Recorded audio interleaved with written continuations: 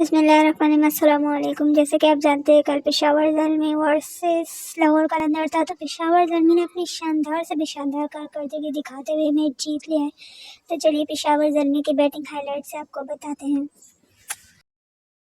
सबसे पहले साइम अयूब ने पहले खेलते हुए 55 बॉलों पर 88 रन बनाए, जिसमें कि 4 सिक्सेस और 8 फोर्स मारे। जैको बाबर आजम कैप्टन है, उन्होंने 36 बॉलों पर 48 रन बनाए और 5 चौके मारे। शानदार। और रोमेन पावल ने तो बहुत ही ज़बरदस्त खेला, 20 बॉलों पर 46 रन बनाए, जिसमें कि 2 सिक्सेस और 5 फोर मारे। उसके बाद आ जाते हैं उसके बाद वाल्टर ने 1 बॉल पर 2 रन बनाया और ऐसे ही पेशावर ज़ल्मी ने कुल मिलकर 210 का रिकॉर्ड दिया, मतलब कि 211 बनाने थे। फिर उसके बाद आसिफ अली ने 3 बॉलों पर 6 रन बनाए और मोहम्मद हारिस ने 5 बॉलों पर 12 रन।